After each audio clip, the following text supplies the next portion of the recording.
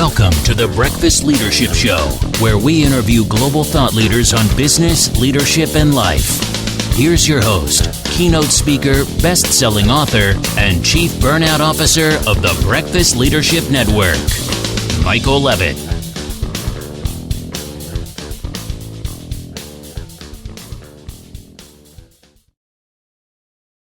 Welcome back. I've got Ken Sanginario on the line. Ken, how are you?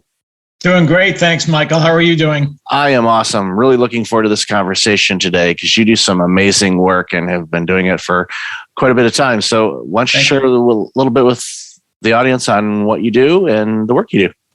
Sure. Well, I spent, after a career in the corporate world, I spent 18 years turning around underperforming and distressed companies all around the U.S. and outside the U.S. as well.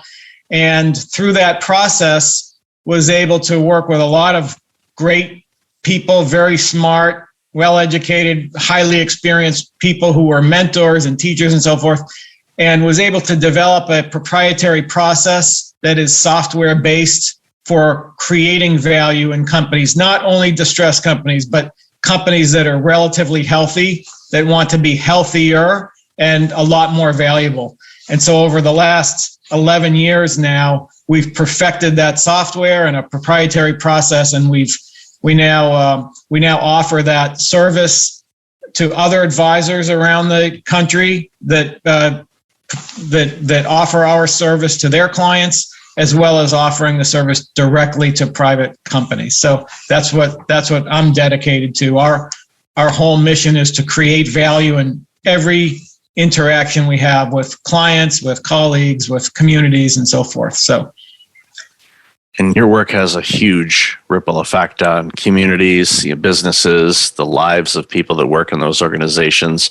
And I celebrate the work that you do. And I don't want to spend too much time on a pandemic, but I'm anticipating over the last couple of years, your work has, not that it wasn't important before, it's certainly important now as organizations attempt to figure out, okay, how do we work? What do we do? And or if they're businesses that are, looking for an exit strategy down the road, okay, what do we need to do now in order to make sure that we do the necessary things to make sure that our organization is going to be valued and valuable down the road? So I'd love to hear your insights on, what you've experienced, at least over the last couple of years. Sure.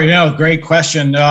It's very interesting what this pandemic has done to the private corporate markets around the U.S. at least. I find that it's almost a bifurcation in the direction that companies have gone as a result of the pandemic.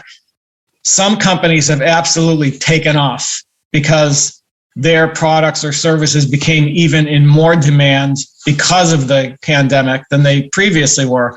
Other companies have seen their products and services nosedive because nobody has a need or it's just not a priority right now during the pandemic. Not many companies that I've seen over the last couple of years have been in any kind of steady state. Everybody is reacting to the pressures of the pandemic, and they've gone in one of two directions. But no matter which of those directions they've taken, they're presented with challenges that they were not previously facing. So for companies that really took off during the pandemic, now they're facing growth challenges, the likes of which they may have never experienced before. And they're struggling in a lot of cases with their supply chains, with their customer relationships, with their internal infrastructures and so forth. They're struggling to figure out how to support that growth, which in many cases is great growth and it's creating value and so forth if they can execute it properly. On the other extreme, companies that have taken a nosedive are also facing challenges, operational challenges, execution, financial challenges in particular, again, the likes of which they may have never experienced before, and they don't have the expertise in-house to understand how to right-size their companies and so forth, and maybe reposition and get into a better place through the pandemic and coming out of the pandemic. It makes their strategic planning and self-awareness of their company's current state much, much more important. And so that's what we've seen over the last couple of years. It's one direction or the other, but equally as challenging either way. I would guess that in both situations, one maybe more so than the other, this great resignation that we hear about and read in the Wall Street Journal and other places, and it's hitting every industry. I'm guessing that's playing a big part as well. Not only for the growth side of things, where the people aren't, and I'm gonna frame it. And I worked for startup organizations.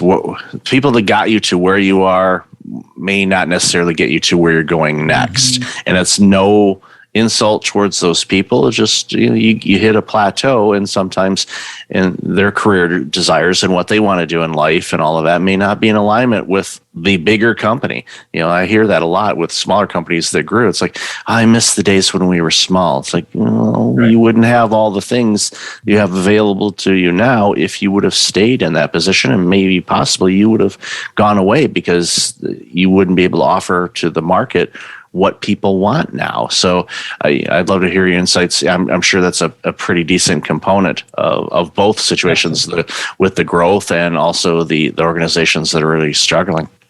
Yeah, you're absolutely right on point with that perspective.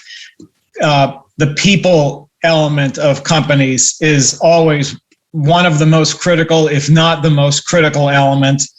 And in this pandemic, as you call it, the Great Resignation has presented huge challenges to companies, especially the companies that have taken off as a result of the pandemic, because in many cases, it doesn't matter how hard they look or where they look or how much they're willing to pay, they just cannot find a qualified workforce at any level.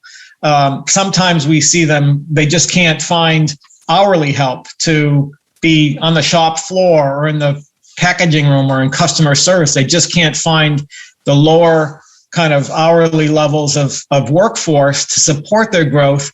And they also cannot find the experienced people at the higher levels who know how to face the kinds of growth challenges that they are now facing, to build the infrastructure of the company to be able to support that growth, to negotiate with their supply chains and with their new customer development and all of those challenges.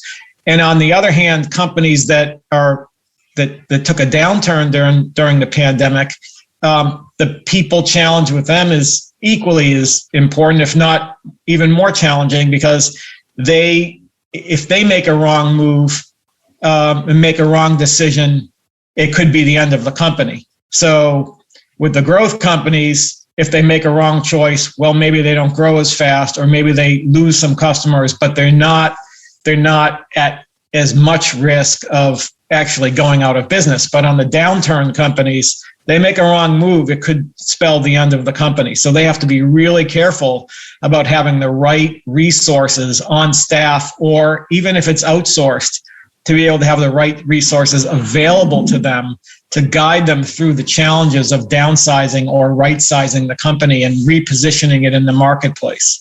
So you're absolutely right. The people component is just so critical. And companies mostly don't know how to manage their way through those challenges.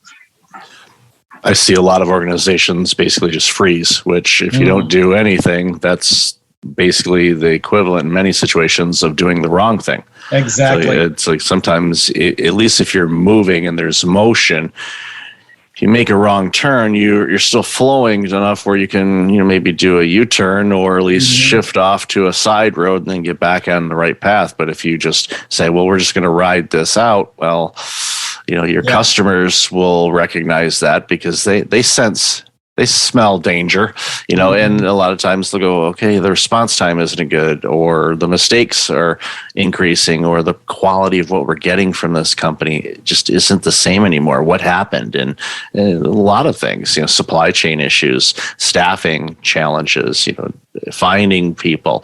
And it's one of those things where, I talk to so many different people about this. It's like everybody's hoping that they're going to find this reservoir where all the talent is just hanging out, like we're waiting, it's like they're all at this coffee shop that is, COVID free, and they don't have to wear a mask, and they're living their best life. And they're like, okay, once you guys get all that sorted out, then we're going to come back. Yeah. And it's I don't think that's fantasy land. Exactly. Exactly. They have one in Anaheim and in just outside of Orlando. But they're not a sponsor of the show, so I don't mention their name. I'm a consumer of their products. Don't worry about that. But they haven't sponsored it. So, but again, it's one of those things where I look at it and I think, okay, why? What? And that's a big question. It's like, why is there a shortage? And there's so many layers to that. It's not the blanket statement. Well, everyone's just staying home on stimulus checks. Well, those things were long gone. Nobody was living off of those things. So it's like, okay, what is it? Was it the culture? Was it they stayed home and they realized, okay, I want to do something a little less stressful or a little closer to home, or maybe people moved. I interviewed somebody not too long ago that is in the mortgage industry, and that's an industry that has been drowning in work hours because so many people were moving during this pandemic because either they realized, hey, I get to work from home, quote unquote, forever. Let's see if forever actually happens. I always find it really interesting when organizations have this, we're going to work forever. We're 6 months into this. Like, that's pretty bold. I celebrate your boldness on that, but maybe put an asterisk by that, because things may change. Your consumers, your customers may want something different.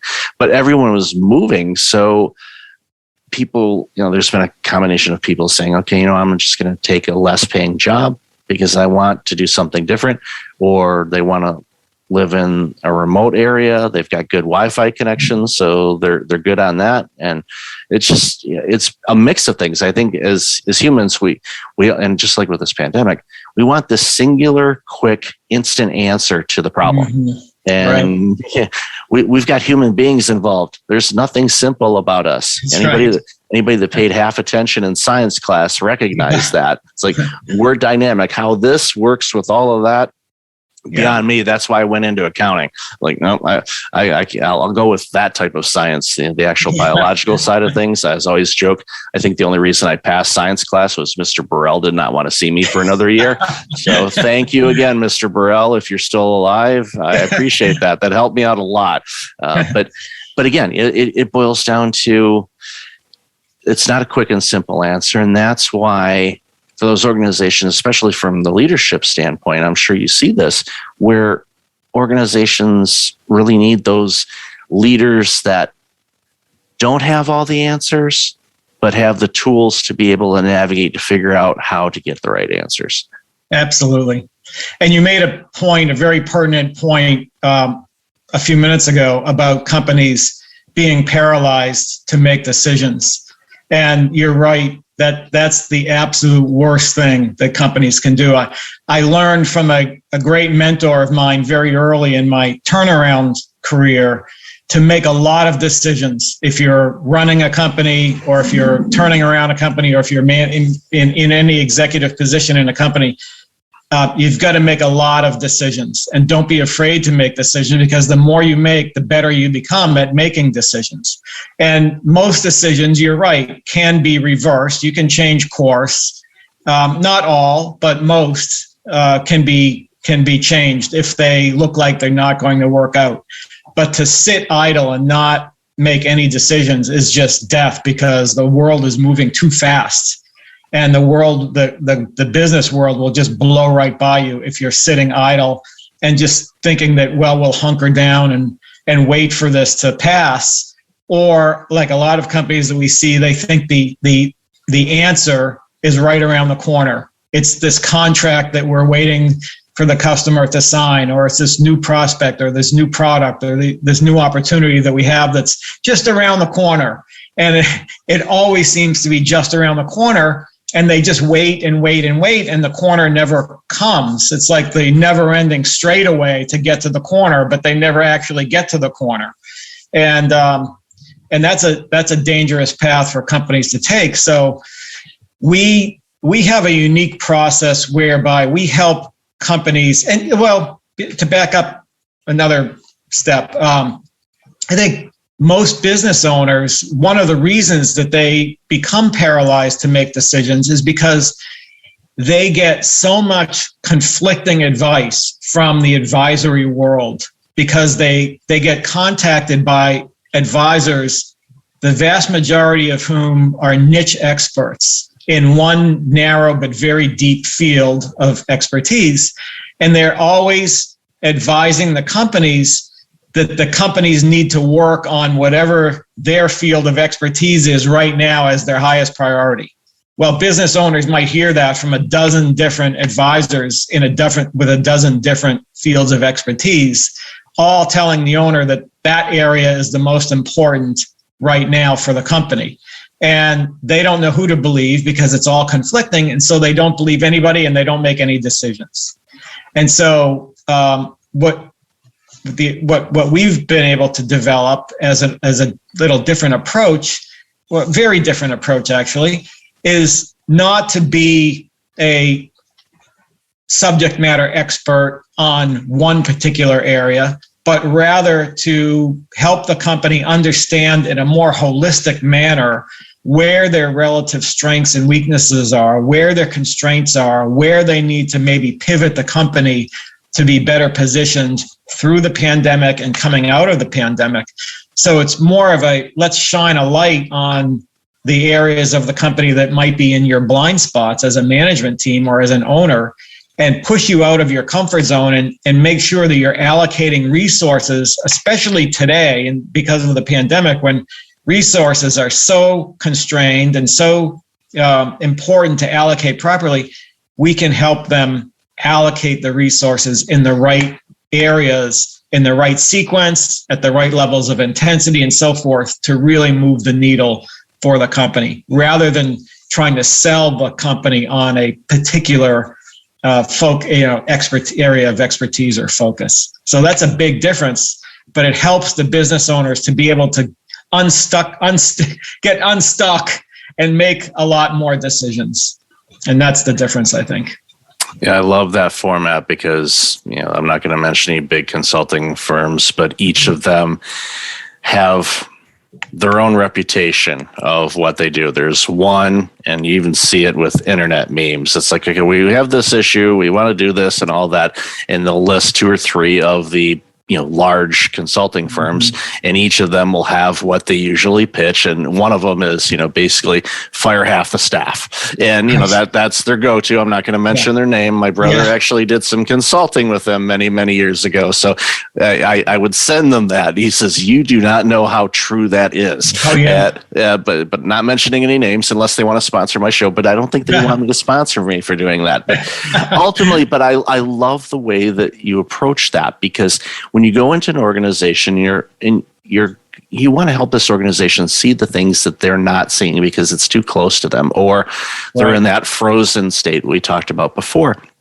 When you're able to look at everything, you'll be able to see, again, because of previous experience, the skills that you have on your team and everything else, where you can start connecting some dots and say, okay, if you do this, it might impact this other area too, because every organization, whether they like it or admit to it or not, is really connected. There's a lot of wires in there.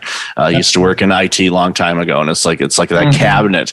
Some are nice and tidy. Most of them look like spaghetti. And peeling those layers out to figure out, okay, if we do this, then this impacts this. And I had a conversation this morning with an organization that I help out, and we were talking about workflow, and there's been some changes in some things that they've done in the organization, some staffing changes and whatnot. And we're like, well, let's take this opportunity to look and see how things were, because maybe we can find some efficiencies to make sure that the right people are doing the right thing at the right time, and make sure they have all the tools that they need to do in order to be successful. They'll find some more efficiencies. They'll get more done.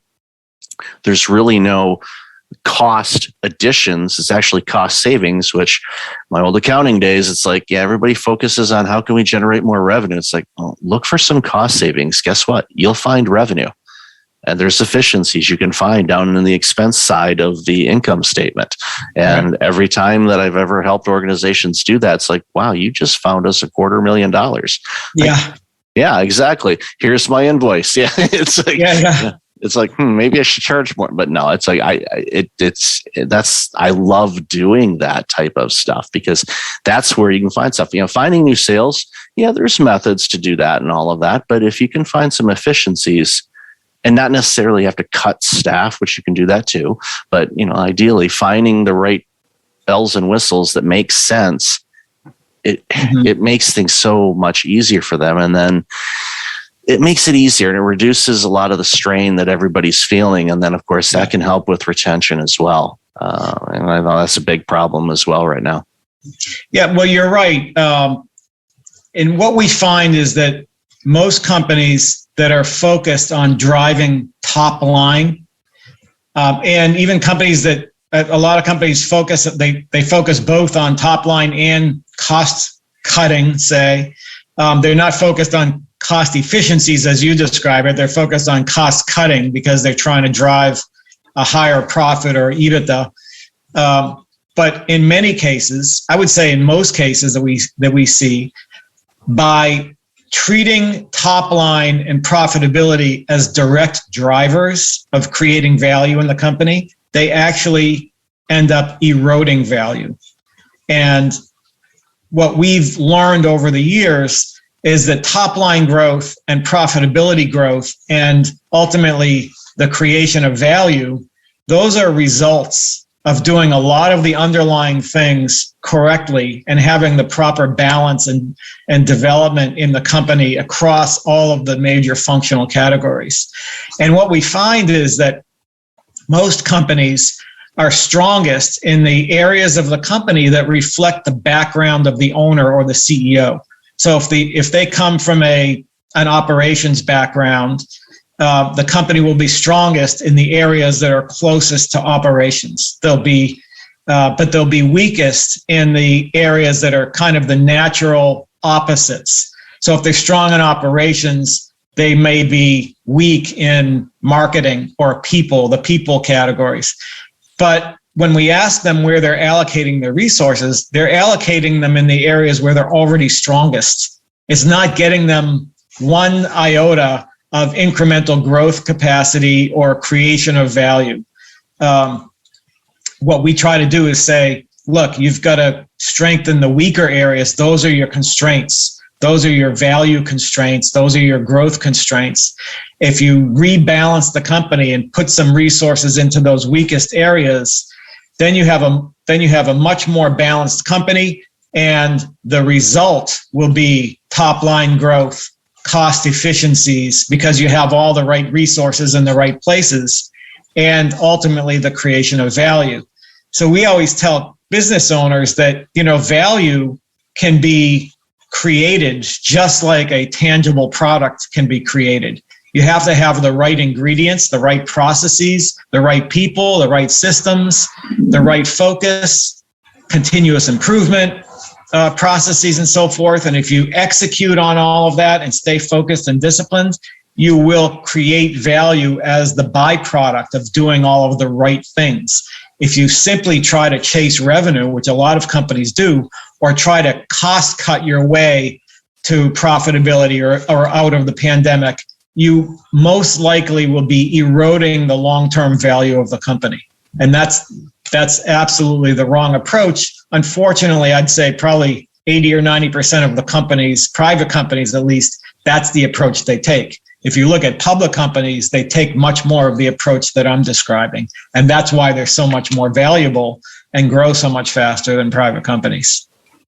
I love that. Yeah, we focus on our strengths and we think, okay, if we get really strong in that, then we're going to, but you hit a plateau. It's like, that's as far as you're going to go on this. That's so right. Looking in those areas in your organization where there's room for growth or where you're weak, add some resources on that, takes it to the next level. Next thing you know, you're making the impact bigger and stronger than you probably ever could imagine. So exactly. Ken, I've loved this conversation. Where can people find out more about you, your organization, and all this awesome work you're doing? Our company is called Corporate Value Metrics, METRICS. Our website is corporatevalue.net, and or they could email me directly, but there are icons on our website to request more information, or they can email me directly. My email is the letter K, then my last name, SANGINARIO @corporatevalue.net. And I'll have that information in the show notes. So Ken, thank you again. I've loved this conversation and love the work you do. So be well. Thanks. Thank you again. Thanks a lot, Michael, for having me on the show. Thanks for listening to the Breakfast Leadership Show, part of the Breakfast Leadership Network. Visit breakfastleadership.com for tips on empowering your business and your life.